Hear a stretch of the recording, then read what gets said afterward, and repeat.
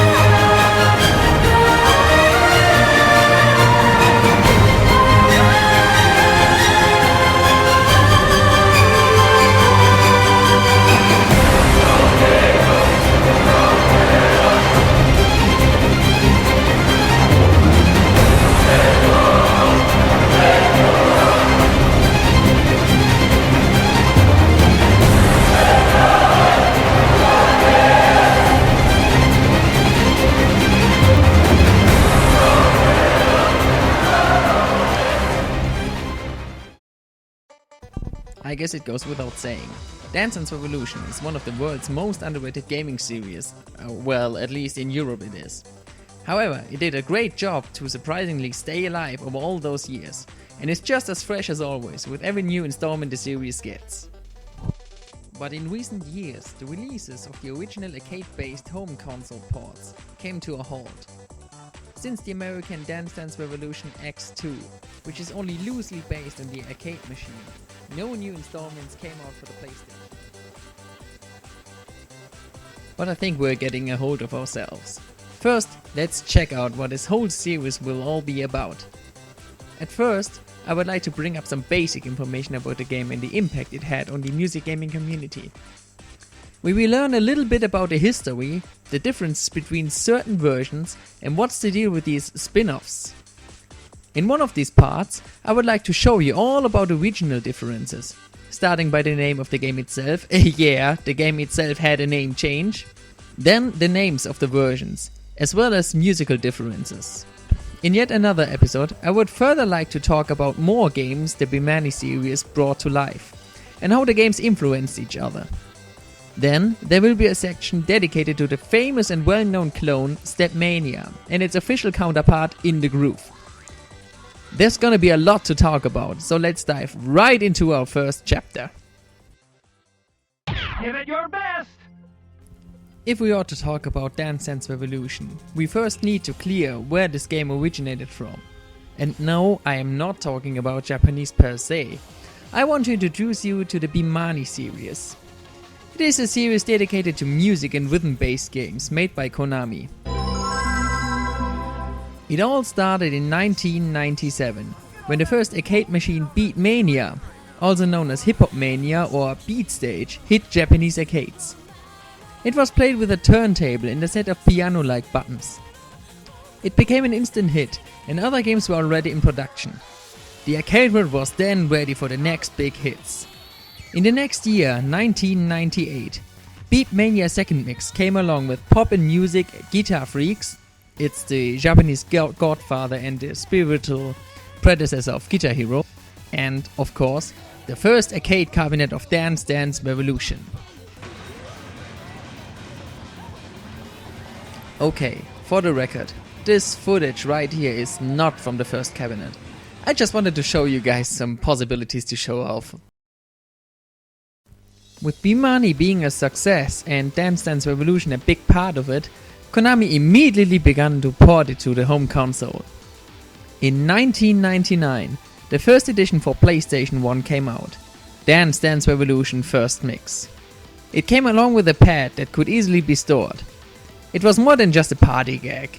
Many players now had the opportunity to play and train at home, while on the arcade they could really shine. By the way, I really like how the tutorial tries to explain the game. Well, that's basically a good timing to tell you how to play the game. You got 4 arrow fields on top of the screen. The music plays and arrows are coming up from the bottom of the screen. The moment the arrow hit the center of the arrow button, it's the player's job to hit the corresponding button on the dance pad. It's pretty easy to learn, since it's only the 4 directions up, down, left and right. There's also additional training stages and further methods included that will help you to beat the stage too hard before. But don't you dare jump to conclusions now. It gets tougher with every level and it becomes quite a sport.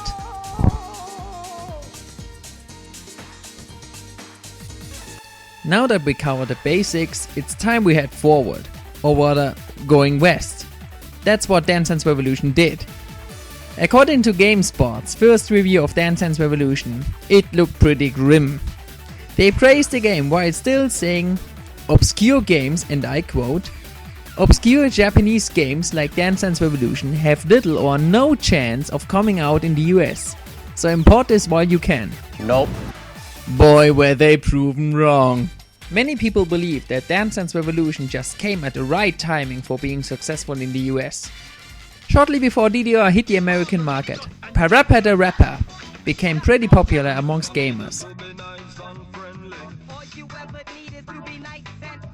And so, the mind was open and the mood set to accept something more than just a controller-based rhythm game. DDR found many fans and even adapted in several schools as a fitness program. These are specifically designed with schools in mind, and what you'll see is that there's actually no scores. They don't score until the very end of the session, and they're very team-based, so that it really encourages participation. As you are probably all aware, America has got its fight against the pounds. With DDR, especially kids, found an amusing way to literally play their weights off of their bodies.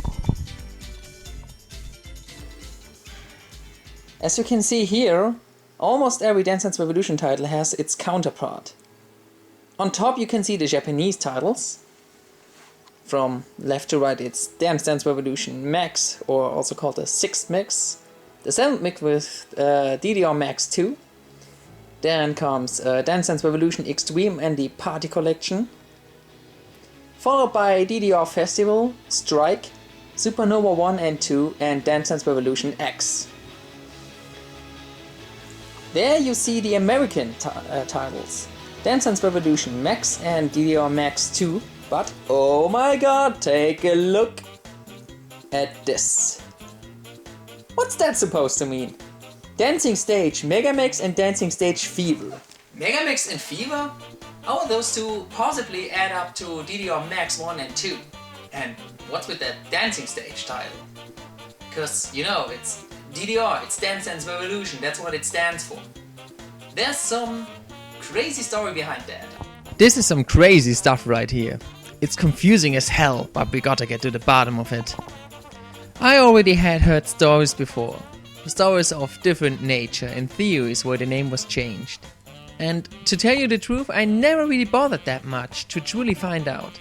Most Germans familiar with this topic believe it's due to the fact that Dance Dance Revolution's short name, DDR, could be misinterpreted into Deutsche Demokratische Republik, the former Eastern Germany, also called DDR. Nope.